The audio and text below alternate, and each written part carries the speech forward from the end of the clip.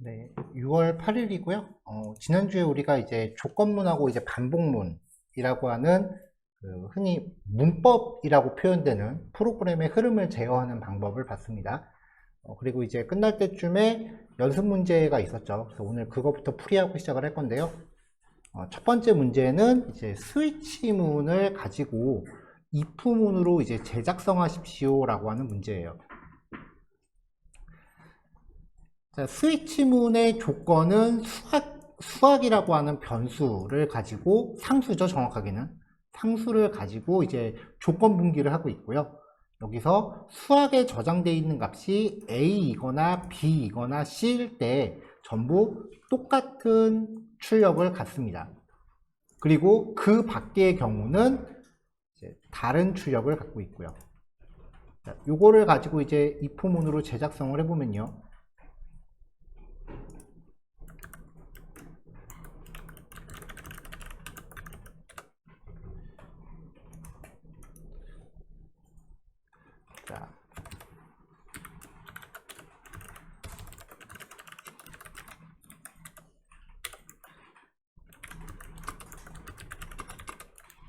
자, 먼저 이제 수학이라고 하는 상수를 먼저 정의하고요.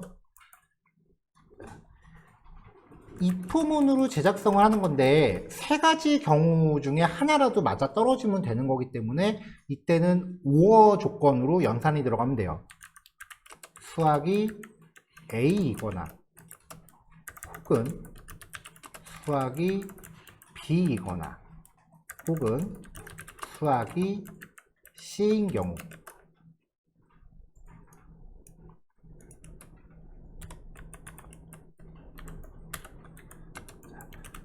그리고 그렇지 않을 때에 대해서 이렇게 나누고 나서요.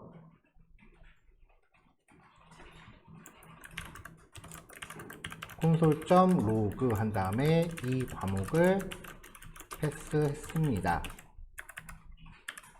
그리고 그렇지 않을 때는 콘솔.로그 이 과목을 패스하지 못했습니다. 네, 이렇게 출력하면 되겠죠? 자, 그럼 이제 이 수학이라는 변수에 저장되어 있는 값이 뭔지에 따라서 결과가 달라지면 됩니다. F일 때는 패스하지 못했습니다.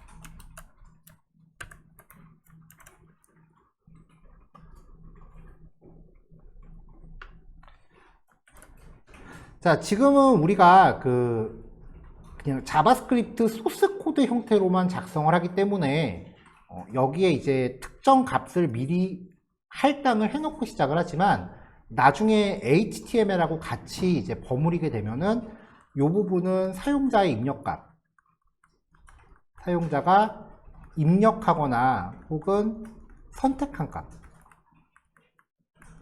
입력한 값이라고 하면은 여기서는 input type text가 될 거고요. 선택이라고 하면은 라디오라던가 아니면은 select box, 드롭다운이죠.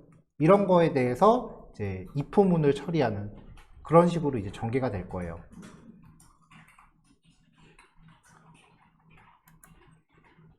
네, 정리하실 동안 잠깐 기다릴게요. 자, 다음 문제 넘어가겠습니다.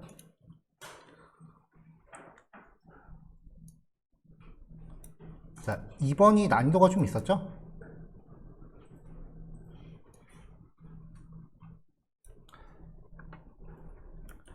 자, 한 개의 이진수는 0하고 1, 두 개의 정보를 표시할 수 있어요. 그러니까 이진수 하나가 있다면은 0이 되거나 1이 되거나 두 개가 둘 중에 하나죠. 두 개의 이진수가 이제 두 개가 있다라고 하면 여기에 들어갈 수 있는 경우의 수는 00, 01, 10, 11, 총 4개의 정보를 표시할 수 있어요. 한 개일 때 두 개의 정보, 두 개일 때 4개의 정보. 그럼 3개일 때는 8개 정보가 됩니다. 이진수 하나가 늘어날 때마다 2배씩 표현할 수 있는 정보의 수가 늘어난다 그랬죠. 그럼 이때 10개의 이진수는 총 몇 개의 정보를 표현할 수 있느냐? 3, 4, 5, 6, 7, 8, 9, 10이면 이게 2배씩 커지는 거예요. 2, 4, 8, 16, 32, 64, 128, 256, 512, 1024가 되는 거죠. 그러니까 출력값이 이렇게 나올 수 있도록 이런 식으로 되도록 반복문을 while문으로 구현하시면 돼요. 자, 그럼 반복의 범위는요. 1부터 시작해서 10까지 가면 되는 거죠. i라고 치면 1부터 10까지 1씩 증가하면 되네요. 일단 이걸 가지고 반복문을 구성해야겠죠. 그 다음에 출력되는 변수가 하나 더 있잖아요. 이 변수를 이진수니까 비트라고 가정을 해볼게요. 이게 반복이 될 때마다 어떻게 된다? 2배씩 늘어난다. 그럼 비트라는 변수가 2배씩 증가하면 돼요. 그럼 답 나왔죠?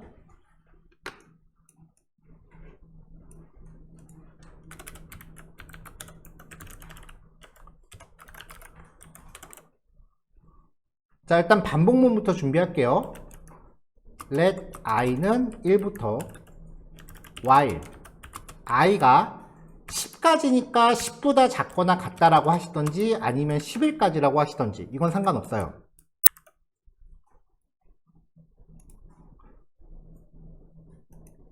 자, 그리고 증감식은 i가 1씩 증가하는 거죠. 여기서 이제 출력할 이진수의 개수를 표현하는 비트라는 변수를 준비할 건데 이 비트가 반복문 돌 때마다 이 2배씩 커지면 돼요. 그러려면은 이 변수가 초기값이 뭐로 돼야 될까요?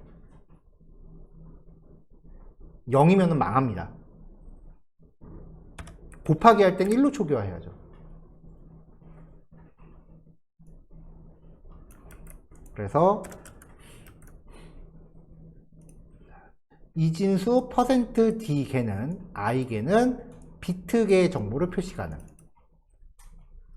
이진수가 한 개일 때 두 개씩 표현할 수 있다고 했으니까 2배부터 해줘야죠. 자, 이렇게 하셔도 되고요.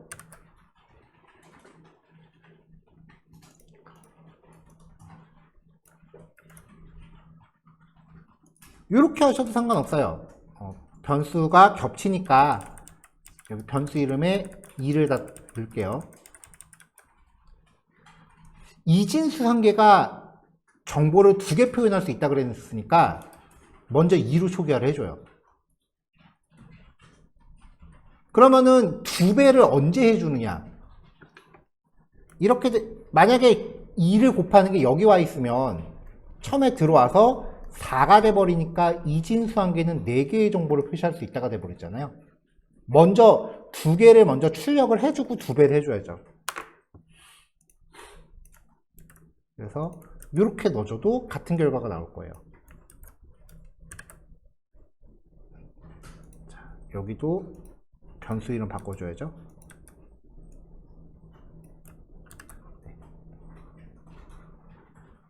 그러니까 변수의 초기 값에 따라서 2배를 해주는 시점이 바뀐다는 거예요.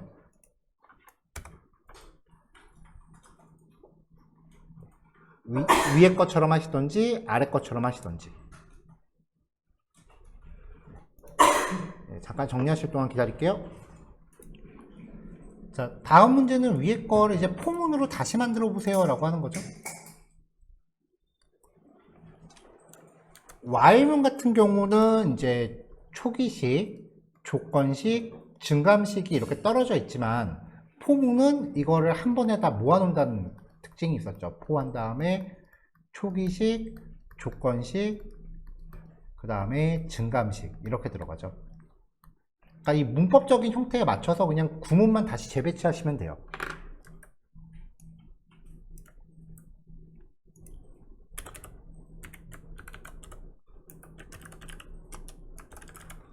자, 위에 거는 좀 주석으로 막을게요. 왜냐면 변수 이름이 겹치면은 그 에러가 발생을 하니까요.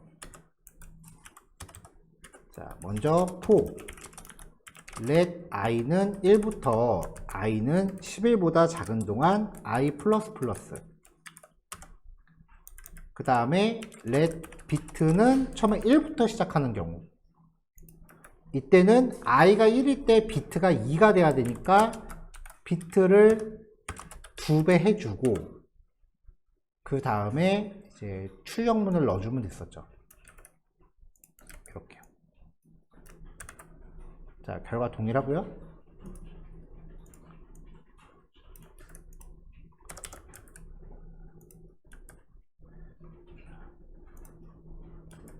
자, 또 다른 경우는 비트가 이제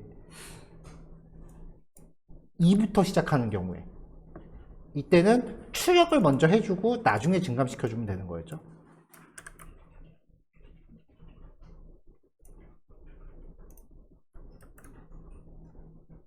자, 이렇게 이제 구성이 됩니다. 자, 요거까지 정리하시면은 연습 문제 풀이는 다 끝납니다.